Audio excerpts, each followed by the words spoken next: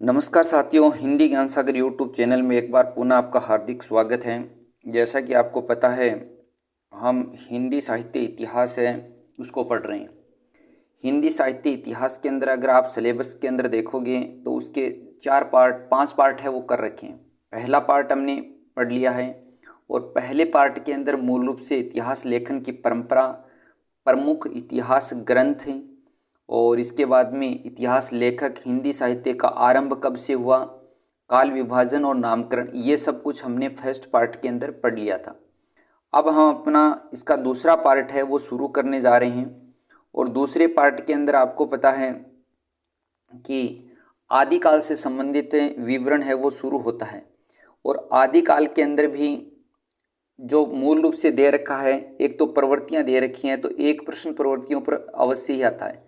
प्रवृत्तियां दे रखी है, प्रमुख रचना कार्यों रचनाओं का परिचय दे रखा है और अगला एक पॉइंट दे रखा है रचनाओं की प्रमाणिकता, और उसके अंदर उसके साथ में चंद्रबरदाई और नरपति नाले का वर्णन है वो आपको देखना है उसके अंदर। तो चलिए हम आदिकाल के बारे में आज है वो शुरू करते हैं। पहला पार्ट शुरू करते हैं आदिकाल के बारे में। तो आदिकाल पढ़ने से पहले हम कुछ सामान्य तथ्य हमारे पढ़ेंगे। उस समय की पहले की परिस्थितियां किस प्रकार की थीं, फिर उस समय के अंदर जो है हिंदी साहित्य की शुरुआत जब हुई थी 1050 से, सामान्य तौर पर आचार्य रामचंद्र शुक्ल के काल विभाजन के अंदर हम मानते हैं। तो 1050 से पहले 700 से लेकर 1050 तक और 1050 से लेकर फिर 1375 तक आप देखते हो कि अपभ्रंश साहित्य है उसका प्रभाव है वो अंत तक बना हुआ था। अपभ्रंश साहित्य का, या कहा जाए कि अपभ्रंश का प्रभाव 7वीं शताब्दी से लेकर 15वीं शताब्दी के लगभग तक, जब भक्ति काल शुरू हुआ था, भक्ति काल की शुरुआत तक अपभ्रंश का प्रभाव कहीं न कहीं किसी न किसी रूप में हमें दिखाई देता है। तो अपभ्रंश का थोड़ा सा विवरण हम पढ़ेंगे। ये सामान्य परिचय पढ़ने के बाद में हम उसके बाद में शुरू करेंगे इसके वो आदिकाल को। यहाँ पर जो दे रखी हैं वो आदिकाल की परिस्थितियाँ और आदिकाल की प्रवृत्तियाँ। अब आदिकाल की प्रवृत्तियों के बारे में भी हम यहाँ पर पढ़ेंगे। वो प्रवृत्तियाँ हैं मूल रूप से तो ये देखा जाए कि एक प्रकार से रासो साहित्य की प्रवृत्तियाँ ही मान लीजिए, लेकिन इसके अलावा भी नाथ साहित्य है, सिद्ध साहित्य है, रास साहित्य है, जैन साहित्य है, जो भी साहित्य उस समय में लौकिक साहित्य लिखा गया, इनकी सम्मिलित रूप से आदिकाल की प्रवृत्ति के रूप में एक प्रश्न आता है। एक प्रश्न तो आता है आदिकाल की प्रवृत्ति। ध्यान रखना इस चीज़ का, एक तो होता है आदिकाल की प्रवृत्ति, एक होता है जैसे रासो साहित्य की प्रवृत्ति। तो ये अलग अलग है, लेकिन रासो साहित्य की बहुत सारी प्रवृत्तियाँ यहाँ पर मिलेंगी। हम जैन साहित्य की प्रवृत्तियों के बारे में पढ़ेंगे, जैन साहित्य की प्रवृत्तियाँ भी इसके अंदर मिलेंगी, लेकिन ये थोड़ा सा डिफरेंस है, हमें देख के चलना है कि जैन साहित्य की प्रवृत्तियाँ कौन सी हैं जो आदिकालीन साहित्य की प्रवृत्तियों के अंदर हैं, और रासो साहित्य की कौन सी प्रवृत्तियाँ जो आदिकालीन साहित्य के अंदर गिनी जा सकती हैं। कहने का तात्पर्य है कि जैन साहित्य, रासो साहित्य, इन सब की प्रवृत्तियाँ आदिकाल के अंदर आती हैं। खैर चलिए हम शुरू करते हैं। यहाँ पर इस भाग को विशेष तौर से बहुत अच्छी तरीके से आपको समझना है, क्योंकि ये भाग हम समझेंगे तभी जाके हम आदिकाल के बारे में मूल रूप से समझ सकते हैं। क्योंकि आदिकाल के अंदर हम सिद्ध साहित्य से शुरुआत करेंगे, तो सिद्ध साहित्य से पहले की परिस्थितियाँ किस प्रकार की हैं। वैसे देखा जाए तो आचार्य रामचंद्र शुक्ल ने 1050 से इसका समय सीमा शुरू की है, तो अपभ्रंश साहित्य को तो उन्होंने इसके अंदर शामिल ही नहीं किया, हिंदी साहित्य इतिहास के अंदर शामिल ही नहीं किया। लेकिन हम यहाँ पर अपभ्रंश साहित्य है, क्योंकि ये इसकी नींव के रूप में कार्य करेगा। ये इसकी किसके रूप में कार्य करेगा? नींव के रूप में कार्य करेगा। और इसी के लिए राहुल सांकृत्यानंद जी का एक कथन भी है, राहुल सांकृत्यानंद जी का, कि अपभ्रंश के कवियों का विस्मरण करना हमारे लिए हानि की वस्तु है। यही कवि हिंदी काव्य धारा के प्रथम सृष्टा थे। यानी कि अपभ्रंश साहित्य भी का भी कहीं न कहीं महत्व, बहुत सारे कवियों ने, बहुत सारे इतिहास लेखकों ने अपभ्रंश साहित्य को भी हिंदी साहित्य के अंतर्गत शामिल भी किया है। तो चलिए हम यहाँ से शुरू करते हैं। सबसे पहले हम देखते हैं आदिकाल की परिस्थितियाँ किस प्रकार की थी। अब देखिए, आदिकाल की परिस्थितियों के बारे में हम ज़्यादा डिटेल में इसका वर्णन करेंगे तो वीडियो बहुत लंबा हो जाता है, इसलिए आप कोई भी एक किताब अपने पास में रखिए और उससे थोड़ा थोड़ा साथ में पढ़ते रहिए, क्योंकि खुद सेल्फ स्टडी ही सर्वोपरि है। मैं अब भी कह रहा हूँ कि खुद की सेल्फ स्टडी ही सर्वोपरि है, लेकिन इसके साथ साथ में हम इन वीडियोस के माध्यम से इतना अंदाज़ा लगा सकते हैं कि कहाँ से किस प्रकार के प्रश्न है वो हमें पूछे जाएंगे। तो राजनीतिक परिस्थितियों की अगर मैं सीधे सीधे तौर पर बात करूँ तो उस समय में वर्धन वंश है उसका जो साम्राज्य है उसका पतन हो चुका था। उत्तर भारत के अंदर बहुत सारे जो हैं राजवंश है वो स्वतंत्र रूप से शासन है वो कर रहे थे, जैसे परमार है, चंदेल है, चौहान है, इन सब का जो है उत्तर भारत के अंदर बोलबाला था। कहने का तात्पर्य कि कहीं कोई एक केंद्रीय सत्ता ऐसी नहीं थी जो इन सबको रोक सके। तो यहाँ पर बिखराव एक प्रकार से था पूरा का पूरा। हिंदू सत्ता है वो धीरे धीरे क्या होती जा रही थी, ख़त्म होती जा रही थी, और इस्लाम का जो प्रभाव है वो धीरे धीरे बढ़ता जा रहा था। एक तरफ से यौन आक्रमण है वो भी हमारे भारत देश के अंदर बढ़ते जा रहे थे। हमारे इस पाकिस्तान वाले एरिया से या अफ़गानिस्तान वाला एरिया जो था इस ओर से यवनों के आक्रमण भी धीरे धीरे बढ़ते हैं वो जा रहे थे। कहने का तात्पर्य कि 8वीं से लेकर हम 14वीं शताब्दी तक के काल को देखें तो ये पूरा का पूरा काल 8वीं शताब्दी से लेकर 14वीं शताब्दी तक के पूरा का पूरा काल युद्धों के अंदर और अशांत वातावरण के अंदर ये काल है वो बीता था। तो ये राजनीतिक परिस्थितियाँ कोई सामान्य परिस्थितियाँ इनकी नहीं थी उस समय में। उसके बाद में अगर हम धार्मिक परिस्थितियों की बात करें तो धार्मिक परिस्थितियों के अंदर भी देखें हम बौद्ध है, जैन है, उसके साथ साथ में वैदिक धर्म है, नाथ हैं, सिद्ध हैं, ये बहुत सारे धर्म हैं। यहाँ पर धीरे धीरे इनका बोलबाला है वो बढ़ता जा रहा था। समाज के अंदर एकदम से ये कहा जाए कि विषमता थी, विषमता व्याप्त थी, विषमता और असंतुलित वातावरण है वो पूरे समाज के अंदर फैला हुआ था। जनमानस में असंतोष की भावना भी धीरे धीरे, क्षोभ है की भावना भी है वो धीरे धीरे बढ़ती जा रही थी। अब अगली बात अगर हम बात करें सामाजिक परिस्थितियों की तो सामाजिक परिस्थितियां भी कोई अच्छी नहीं थी। समाज के अंदर नारी का कोई विशेष सम्मान नहीं था, नारी को भोग्या समझा जा रहा था, क्योंकि हम 7वीं 8वीं शताब्दी से लेकर अगर देखें तो फिर राजाओं के अंदर जो सामंती व्यवस्था थी, राजदरबारी जो व्यवस्था थी, वहाँ पर भी स्त्रियों को कोई विशेष महत्व वहाँ पर भी नहीं दिया जाता था समाज के अंदर। इसके अलावा जाति पाति वर्ग भेद है ये भी है वो बहुत बढ़ते जा रहे थे। जादू टोना है, अंधविश्वास है, सिद्धों के अंदर तांत्रिक साधनाएं वगैरह वो बढ़ती जा रही थी। तो ये भी एक इसके अंदर था कि हम कह सकते हैं कि सामाजिक परिस्थितियां भी काफ़ी है वो क्या थी, विषम थी। सामाजिक परिस्थितियां, धार्मिक परिस्थितियां, राजनीतिक परिस्थितियां कोई सामान्य परिस्थितियां नहीं थी। इसके अलावा सांस्कृतिक परिस्थितियों की बात करें तो सांस्कृतिक परिस्थितियों में भी हिंदू मुस्लिम संस्कृतियों के संक्रमण और ह्रास विकास की गाथा है वो यहाँ पर चल रही थी। यानी कि हिंदू संस्कृति है उसका ह्रास होता जा रहा था, मुस्लिम संस्कृति है वो धीरे धीरे बढ़ती जा रही थी। इस प्रकार से सांस्कृतिक परिस्थितियां भी एक प्रकार से संक्रमण के दौर से है वो गुजर रही थी। सांस्कृतिक परिस्थितियों के बाद में अगर साहित्यिक परिस्थितियों की हम बात करें तो साहित्यिक परिस्थितियों के अंदर भी हम देखते हैं कि इस काल के अंदर साहित्य की 3 धाराएं बह रही थी। संस्कृत साहित्य जो राजदरबारों के अंदर था, यानी कि राजदरबारों के अंदर कहीं कहीं संस्कृत साहित्य का बोलबाला ज़्यादा था। अपभ्रंश साहित्य या देश भाषा साहित्य की हम बात करें तो विभिन्न धर्मों के अंदर जैसे सिद्ध धर्म है, सिद्धों के अंदर, नाथों के अंदर, जैनों के अंदर, तो ये जो अपभ्रंश साहित्य उसका बोलबाला वहाँ पर ज़्यादा था। और उसके बाद में 1050 के लगभग है वो हिंदी है वो धीरे धीरे है वो अपना वर्चस्व लोगों के बीच में उसने जमाना शुरू किया। तो ये जो हिंदी है वो अब धीरे धीरे किसकी भाषा बनती जा रही थी, आम जन की भाषा है वो बनती जा रही थी। अब आगे हम देखते हैं कि जो भाषा का उस समय में बोलबाला था मूल रूप से इस चीज़ को हमें समझना है। देखिए हिंदी का जो विकास हुआ एक प्रक्रिया है, हिंदी साहित्य का उद्भव और विकास है, उसके अंदर हम पूरी डिटेल के अंदर इसको पढ़ेंगे कि कहाँ से किस भाषा का कैसे कैसे विकास होते हुए हम हिंदी के द्वार तक पहुँचे। लेकिन इससे पहले हम मोटा मोटी अगर बात कर लें तो हिंदी के अंदर देखें तो पाली है, पाली से प्राकृत का विकास हुआ, प्राकृत से अपभ्रंश का विकास और अपभ्रंश का ही एक रूप है देश भाषा, और उसके बाद में 1050 के आसपास हिंदी का विकास हुआ। ये हमें खास तौर पर समझना है। अब पाली के अंदर धीरे धीरे पाली से प्राकृत और प्राकृत से अपभ्रंश का जब विकास हुआ, प्राकृत से अपभ्रंश का विकास हुआ, तो अपभ्रंश भाषा किसको कहा गया, तो प्राकृत का बिगड़ा हुआ रूप जो काव्य रचना के लिए रूढ़ हो गया। यानी कि प्राकृत के अंदर बुराइयां आती गई और उसका जो स्वरूप था, भाषा का स्वरूप जो था, शब्दों का जो स्वरूप था वो बिगड़ने लगा।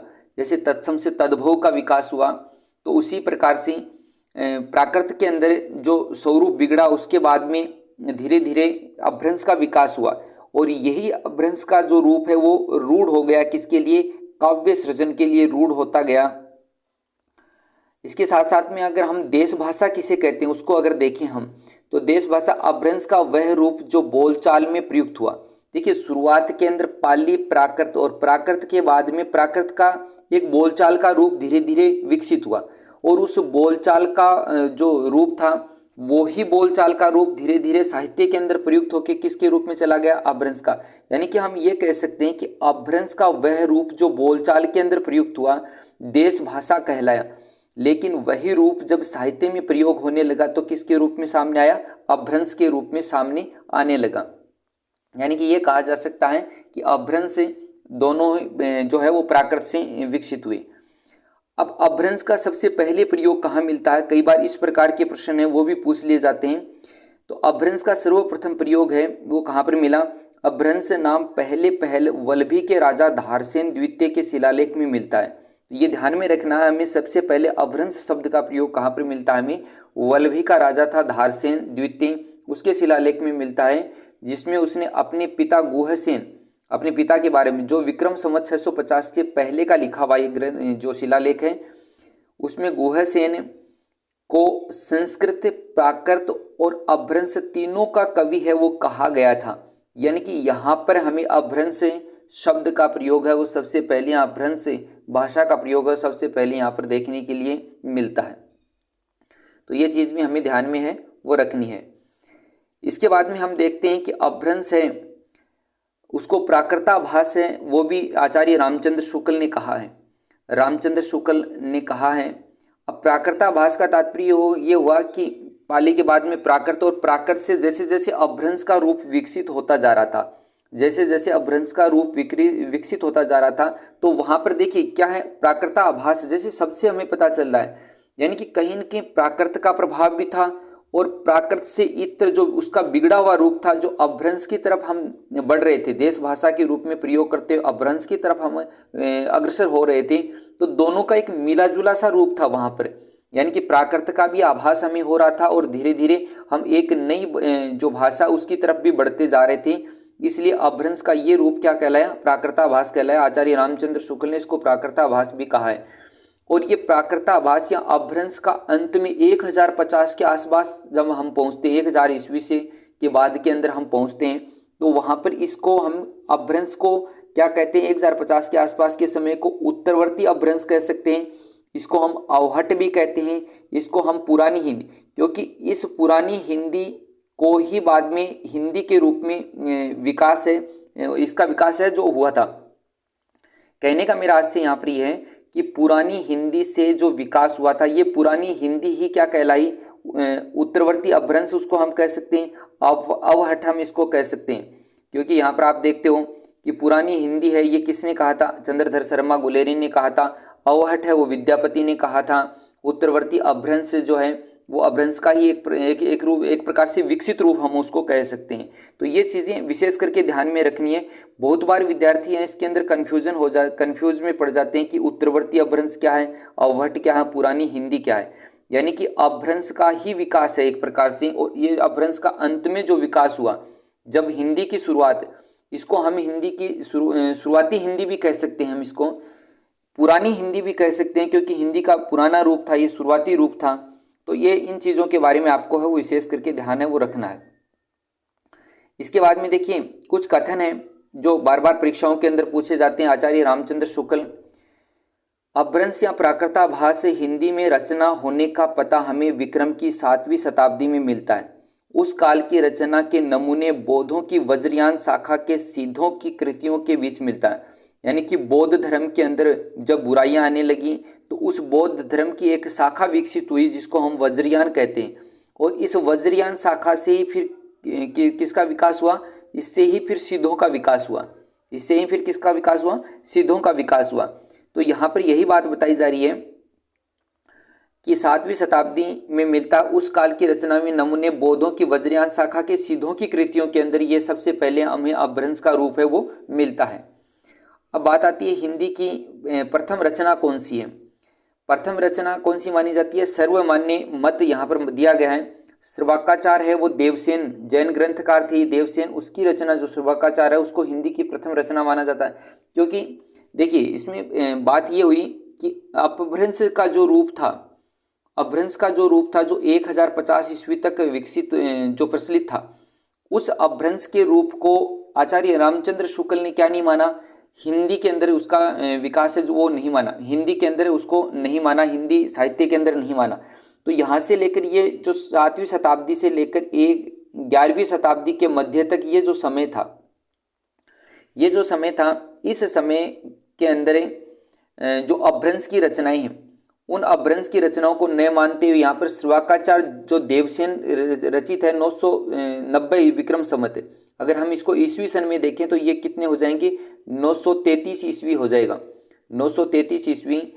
ये दोहों में रचित और अपभ्रंश की रचना ही है, इसको हिंदी की प्रथम रचना माना। लेकिन ये अपभ्रंश की रचना, ये अपभ्रंश का उत्तरवर्ती रूप है, ये अपभ्रंश का हम इसको उत्तरवर्ती रूप कह सकते हैं, इसको पुरानी हिंदी भी कह सकते हैं, इसको हम अवहट का रूप भी कह सकते हैं, वो वाला रूप था यहाँ पर, और इसी को उन्होंने प्रथम रचना है वो माना है। देवसेन की एक रचना और है दब्बू सहाव प्रयास, यानी कि जिसको द्रव्य स्वभाव प्रकाश है वो भी कहा जाता है, कई बार ये पूछ लेते हैं। इसके अलावा कुछ कथन और हैं, पहले ये भी बहुत बार एग्जाम में पूछे जाते हैं, कॉलेज लेक्चर एग्जाम में पूछा गया है, ये पहले जैसे गाथा या गाहा कहने से प्राकृत का बोध होता है, यानी कि प्राकृत है वो क्या है, उसमें गाथा या गाहा कहा जाता है, वैसे ही पीछे दोहा या दूहा कहने से अपभ्रंश या लोक प्रचलित भाषा, अपभ्रंश कह दो उसको, या फिर लोक प्रचलित जिसको हम देश भाषा कह सकते हैं, भाषा का बोध होने लगा।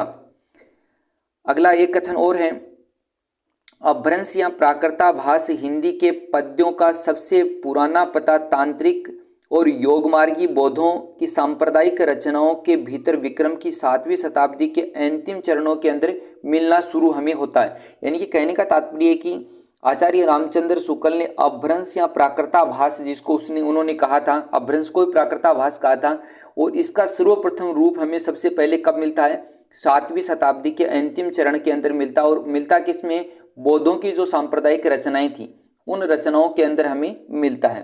ये दोनों ही कथन आचार्य रामचंद्र शुक्ल के हैं, और हमें ध्यान भी रखने, क्योंकि बहुत बार एग्जाम्स के अंदर ये कथन है वो पूछे जाते हैं।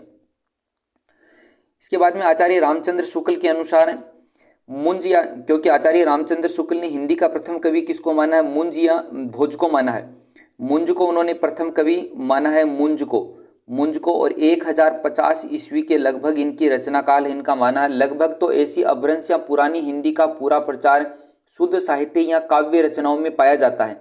अतः हिंदी साहित्य का आदिकाल संवत 1050 से लेकर संवत 1375 तक अर्थात ये कहा जाए, ये कथन भी बहुत बार है वो पूछा जाता है, ये वाला कथन भी पूछा जाता है, यानी कि महाराजा भोज, यानी कि मुंज को उन्होंने प्रथम कवि माना, जो मुंज जो है वो भोज के समकालीन था, महाराजा भोज के समय से लेकर हमीरदेव के समय के कुछ पीछे तक माना जाता है। तो ये चीज़ है हमें ध्यान में रखनी है, उन्होंने आदिकाल की समय सीमा यहाँ तक मानी। कई बार है वो कोटेशन है वो सीधे सीधे के कथन है वो दे के पूछ लिया जाता है कि अमुक कथन किसका है, या इस कथन के अनुसार आचार्य रामचंद्र शुक्ल ने आदिकाल की समय सीमा क्या मानी है। तो इस प्रकार से थोड़ा सा कन्फ्यूजन करने के चक्कर में हमें इस प्रकार के प्रश्न, कथन दे के प्रश्न वो पूछे जा सकते हैं। इसके बाद में है एक कथन ये भी पूछा गया है, अपभ्रंश के कवियों का विस्मरण करना हमारे लिए हानि की वस्तु है, यही कवि हिंदी काव्य धारा के प्रथम सृष्टा थे। और ये कथन किसका, राहुल सानकर्तायनन का, और राहुल सानकर्तायनन ने सरहप्पा को हिंदी का प्रथम कवि है वो माना था। और इसके अनुसार देखा जाए तो सरहप्पा ने, राहुल सानकर्तायनन ने जो अपभ्रंश रचनाएं थी, अपभ्रंश जो जितनी भी रचनाएं थी उन सभी को उन्होंने हिंदी के अंदर शामिल किया था। इसकी शुरुआत है उन्होंने इनसे मानी थी, सरहप्पा से राहुल सानकर्तायनन ने मानी थी। और राहुल सानकर्तायनन का समय जो उन्होंने 769 ईस्वी के लगभग माना था, उसके अनुसार हम देखते हैं कि उन्होंने अपभ्रंश की सारी रचनाओं को इसके अंदर सम्मिलित है वो किया है। आगे हैं अपभ्रंश या पुरानी हिंदी के कुछ कवि हैं जिनकी रचनाएं हम यहाँ पर देख रहे हैं। देखिए इसमें अपभ्रंश की जो रचनाएं वो हर के अंदर मिलती हैं। रासो साहित्य के अंदर भी अपभ्रंश है उसका प्रभाव था, रास साहित्य के अंदर भी था, यानी कि जैन साहित्य के अंदर भी था, इसके अलावा लौकिक साहित्य के अंदर भी अपभ्रंश की रचनाएं थी, सिद्ध साहित्य के अंदर भी अपभ्रंश की रचनाएं थी। कहने का तात्पर्य कि अपभ्रंश का प्रभाव 7वीं शताब्दी से लेकर कहीं न कहीं 14वीं शताब्दी तक निरंतर बना हुआ था। इस कारण से अपभ्रंश की रचनाएं वो हमें हर काल के अंदर देखने के लिए हर समय के अंदर मिलती हैं। लेकिन इनमें से मैंने कुछ को यहाँ पर नाम दिए। कई बार इस प्रकार की अपभ्रंश का कवि कौन नहीं है, अपभ्रंश की रचना कौन सी नहीं है, इस प्रकार के प्रश्न है वो बहुत बार वो पूछे जाते हैं, तो उनको भी हमें ध्यान में है वो रखना है। बाद में हम जैसे जैसे रासो साहित्य पढ़ेंगे, रास साहित्य पढ़ेंगे, जैन साहित्य पढ़ेंगे या नाथ है, सिद्ध है, उनको पढ़ेंगे, तब हम उनमें देखते जाएंगे कि ये किस किस के अंदर किस भाषा के अंदर रची हुई है। सरप्पा है, मुक्तक रचनाएं हैं, देवसेन का सर्वक्काचार है, ये अपभ्रंश में स्वयंभू, पौमचर्यु, रिठनेमी चर्यु, पुष्पदंत का महापुराण, जसहर चर्यु, धनपाल का भविष्य कहा, अब्दुल रहमान का संदेश रासक, इसमें भी अपभ्रंश है, जिनदत्त सूरी का उपदेश रसायन रास है, जोइंदू का परमात्म प्रकाश है, योगसार है, राम सिंह का पाहुड़ दोहा है। ये कई बार तो सीधी सीधी रचना का ही नाम पूछ लेते हैं, तो ये बार बार हम रिपीट करेंगे तो इन चीज़ों को वो याद हो जाएंगी। जोइंदू का परमात्म प्रकाश है, योगसार है, राम सिंह का पाहुड़ दोहा है, हेमचंद्र का शब्दानुशासन है, विद्यापति का कीर्ति लता कीर्ति पताका, ये जो रचनाएं अपभ्रंश के अंदर हमें देखने के लिए मिलती हैं। इसके बाद में अगला है सरप्पा, मुक्तक रचनाएं, देवसेन का सर्वक्काचार, स्वयंभू का प्रेम से, ये तो सब कुछ हो ही गया। इसके अलावा आगे हम देखते हैं आदिकालीन साहित्य की प्रमुख प्रवृत्तियां। इसके बाद में आदिकालीन साहित्य की प्रमुख प्रवृत्तियां हैं वो हम देखते हैं। देखिए, अब तक हमने अपभ्रंश के बारे में पढ़ा कि अपभ्रंश से हिंदी साहित्य का विकास है वो शुरू होता है 7वीं शताब्दी से लेकर 14वीं शताब्दी तक का जो ये समय था, 7वीं से 14वीं शताब्दी तक का समय था। तो ये अपभ्रंश का धीरे धीरे विकास होता गया। शुरू के अंदर प्राकृत से फिर देश भाषा या बोलचाल की भाषा का विकास हुआ, और उस बोलचाल की भाषा के बाद में अपभ्रंश का विकास हुआ। अपभ्रंश से फिर उत्तरवर्ती अपभ्रंश हम उसको कह सकते हैं, उसको हम अवहट भी कह सकते हैं, उसको हम पुरानी हिंदी भी कह सकते हैं। 1050 के लगभग से इसका विकास होना शुरू हुआ। ये सब कुछ हमने जाना समझा। अब इसके बाद में सबसे पहले हम देखते हैं आदिकालीन साहित्य की प्रमुख है प्रवृत्तियां कौन कौन सी है। एक प्रकार से देखा जाए तो आदिकालीन साहित्य की प्रमुख प्रवृत्तियां, ये रासो साहित्य की प्रमुख प्रवृत्तियां ही भी इनको हम कह सकते हैं, क्योंकि ज़्यादातर प्रवृत्तियां यहाँ पर वो रासो साहित्य के अंदर हमें देखने के लिए मिलती हैं। अब देखिए, इनको पढ़ने के लिए हमें ये करना होगा कि कोई न कोई एक किताब है वो हमें पास में रखनी होगी, जो हम बार बार उसको पढ़ते रहें। किसी भी एक किताब से आप पढ़ लीजिए, सभी के अंदर सब कुछ है वो दे रखा है। ये ऐसी कोई बात नहीं है कि वो हमें यहाँ पर इन चीज़ों के बारे में वो वर्णन नहीं मिलेगा। सबसे पहले हम देखते हैं कि राष्ट्रीयता का अभाव था या संकीर्ण राष्ट्रीयता थी। खास करके शुरू के 3-4 पॉइंट है वो तो हमें खास करके ही ध्यान रखने हैं। अब ऐतिहासिकता का अभाव इसलिए था क्योंकि राष्ट्रीयता का अभाव इसलिए था क्योंकि ज़्यादातर है वो जो कवि वर्ग है या लेखक वर्ग उस समय का था, वो ज़्यादातर राजाओं के आश्रय में रहता था, और राजाओं के आश्रय में रहने के कारण से उनको राष्ट्र से उनसे कोई संबंध नहीं था। अपनी स्वार्थ सिद्धि के लिए वो क्या करते थे, उन राजाओं का वर्णन ही ज़्यादा है वो करते थे। तो इस कारण से यहाँ पर राष्ट्रीयता का अभाव मिलता, और जब उनको इस प्रकार का जो वर्णन उनके लिए देखने के लिए मिलता है, तो ऐतिहासिक चरित्र नायकों को लेकर किए गए काव्य ग्रंथों में जिस सावधानी की अपेक्षा की जाती थी उससे वे नितांत विमुख थे। परिणामतः क्या हुआ, इन ग्रंथों के अंदर ऐतिहासिक जो तथ्य थे, सत्य था, वो सारा का सारा छूटता गया इसके अंदर। और इस प्रकार से हम देखते हैं कि राष्ट्रीयता, या एक प्रकार से कहा जाए कि वो राजाओं का वर्णन करने के अंदर ही, दरबारों का वर्णन करने के अंदर ही ज़्यादा है वो लिप्त रहते थे। बाकी राष्ट्र से संबंधित जो समस्याएं थी उनको वो कम ही उठाते थे। अगला है वीर गाथाओं की प्रधानता, अतिशोक्तिपूर्ण सजीव वर्णन। वीर गाथाओं की प्रधानता इसलिए थी क्योंकि वो जिन आश्रयदाताओं के दरबार में रहते थे तो उन्हीं का वो अतिशोक्तिपूर्ण वर्णन है वो करते रहते थे, और इसी कारण से यहाँ पर वीर गाथाओं की प्रधानता थी और उन्हीं का वो अतिशोक्तिपूर्ण, यानी कि जिस राजा के दरबार में वो रहते थे उस राजा का अतिशोक्तिपूर्ण वर्णन करते थे। बहुत सारी कल्पनाओं का समावेश उसके अंदर कर देते थे, और वीर गाथाओं की जो प्रधानता वो इसी कारण से। और दूसरी बात, वो समय जो था वो युद्धों का समय था, और उस युद्धों के अंदर वो कवि वर्ग है वो भी उनके साथ में रहता था, तो वीर गाथाओं का वर्णन तो उन्होंने खूब अच्छी तरीके से है वो किया था। इसके अलावा अगला है, ये सामान्य सी बातें, हम कहीं से भी इनको पढ़ सकते हैं, साधारण सी बातें हैं, लेकिन परीक्षा के अंदर खास करके ये ध्यान रखना है कि आदिकालीन साहित्य की प्रवृत्तियों से संबंधित कौन सा कथन असत्य, इस प्रकार के प्रश्न वो पूछे जाते हैं। तो उसमें राष्ट्रीयता का अभाव, वीरगाथाओं की प्रधानता, ऐतिहासिकता का अभाव होगी, क्योंकि काल्पनिक घटनाएं हैं वो उसके अंदर ज़्यादा मिलती हैं। और इसीलिए आपको देखा होगा ये यहाँ पर आचार्य रामचंद्र शुक्ल ने तो ये भी कह दिया था कि इसके अतिरिक्त और कुछ कहने की जगह ही नहीं, कि ये पूरा ग्रंथ ही जाली है। किसके लिए कहा था? पृथ्वीराज रासो के लिए उन्होंने ये बात है वो कह दी थी। वीर रस के साथ साथ में श्रृंगार रस का परिपाक है वो भी, क्योंकि दरबारी परिवेश का वर्णन करना था, नायिकाओं का वर्णन, राजाओं को लुभाने के लिए वो जो नायिका का वर्णन है वो अच्छी तरीके से करते थे, श्रृंगार से परिपूर्ण वर्णन है वो करते थे। तो ये सब कुछ वहाँ पर चलता था। काव्यात्मक वैविध्य था, भिन्न भिन्न प्रकार के खंड काव्य भी लिखे गए, महाकाव्य भी उस समय में लिखे गए, यानी कि हर प्रकार का काव्य है वो लिखा गया उस समय में। आध्यात्मिकता की प्रवृत्ति भी है वो देखने के लिए मिलती है। आश्रयदाताओं की प्रशंसा है वो होती है। प्रमाणिकता के अंदर संदेह है, अभी मैंने आपको कथन एक बताया था पहले, प्रमाणिकता के अंदर संदेह, तो आचार्य रामचंद्र शुक्ल ने खुद ने ही कहा था कि ये और कुछ कहने की आवश्यकता नहीं, कि पूरा ग्रंथ ही जाली है। इसके अलावा भी जैसे हम देखते हैं खुमान रासो है, परमाल रासो है, उनके बारे में भी कोई कहता है इसके अंदर बहुत सारी जो चीज़ें हैं वो बाद में जुड़ी हैं, प्रक्षिप्त है वो बाद में जुड़े हैं। परमाल रासो के बारे में जगनी का जो ग्रंथ है उसको भी आगे तक 17वीं शताब्दी तक है वो ले जाते हैं। तो कहने का तात्पर्य है कि इसकी प्रमाणिकता में भी संदेह, कल्पना की प्रचुरता है, विविध छंद और अलंकारों का प्रयोग है वो भी हुआ है। दोहा है, जैसे गाथा है, त्रोटक है, तोमर है, रोला है, उलाला है, साटक है, इस प्रकार की कुंडलियां हैं, बहुत सारे छंदों का प्रयोग है उस समय में हुआ था, छंदों और अलंकारों का प्रयोग उस समय में हुआ था। डिंगल और पिंगल शैली का प्रयोग है उस समय के साहित्य के अंदर खूब है, वह हमें मिलता है।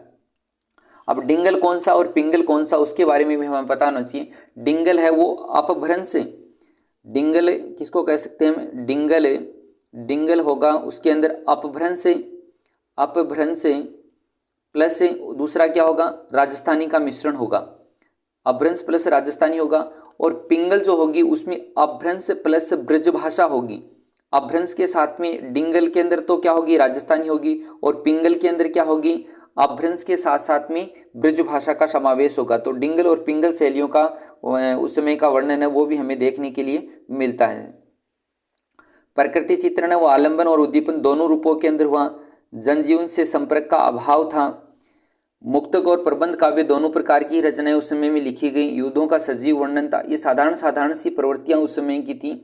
तो उस समय की प्रवृत्तियों के बारे में भी कई बार ये इस प्रकार का प्रश्न पूछा जाता है। शुरू के 2-3 जो तथ्य हैं वो तो हमें खास करके ही ध्यान में रखने हैं। ऐतिहासिकता का अभाव उसके अंदर है, वीर गाथाओं की प्रधानता, और खास करके ये राष्ट्रीयता का अभाव या संकीर्ण राष्ट्रीयता है, ये हमें खास करके याद रखनी है, क्योंकि ये आगे चलकर कहीं न कहीं आधुनिक जो साहित्य आएगा, आधुनिक साहित्य जहाँ पर आएगा वहाँ पर ये राष्ट्रीयता की प्रवृत्ति दिखाई देती है, तब तक इसका अभाव ही हमें देखने के लिए मिलता है। तो इस कारण से ये खास करके हमें ध्यान में वो रखना है। तो ये होगी आदिकालीन साहित्य की प्रवृत्तियाँ। अब हम अगला जो भाग हम पढ़ेंगे उसमें आदिकालीन जो रासो साहित्य हैं, आदिकालीन रासो साहित्य हैं, उस रासो साहित्य के बारे में पढ़ेंगे। उसकी प्रवृत्तियों से लेकर उस समय के मुख्य रचनाकार कौन थे, उनकी उस समय के आदिकालीन रासो साहित्य से नहीं, हम इसको शुरुआत करेंगे आदिकालीन सिद्ध साहित्य से। आदिकालीन सिद्ध साहित्य से हम इसकी शुरुआत करेंगे। सिद्ध साहित्य के बाद में हम नाथ साहित्य पढ़ेंगे। नाथ साहित्य के बाद में हम जैन साहित्य पढ़ेंगे। जैन साहित्य के बारे में हम उसके बाद में रासो साहित्य पढ़ेंगे। और रासो साहित्य के बाद में हमें जो हमारा लौकिक साहित्य है उस लौकिक साहित्य को हम पढ़ेंगे। इस प्रकार से इन सब की प्रवृत्तियाँ मूल ग्रंथ हैं, और मूल ग्रंथों में भी खास करके चंद्रवरदाई का और दूसरा जो हमारे दे रखा है नरपति नाले का, ये दोनों के ग्रंथ हैं वो उसका विस्तृत विवेचन हम देखेंगे, क्योंकि फर्स्ट ग्रेड में इसका विवेचन दे रखा है, इसलिए वहाँ से 3-4 प्रश्न है वो अवश्य है, वो आने की संभावना वो रहती है। तो आज के लिए बस इतना ही। चैनल को सब्सक्राइब अवश्य कर लीजिए। बाकी हम बाद में पढ़ेंगे। अब कल वाले वीडियो के अंदर इसके बारे में अपने सिद्ध साहित्य से हम उसकी शुरुआत है वो करेंगे।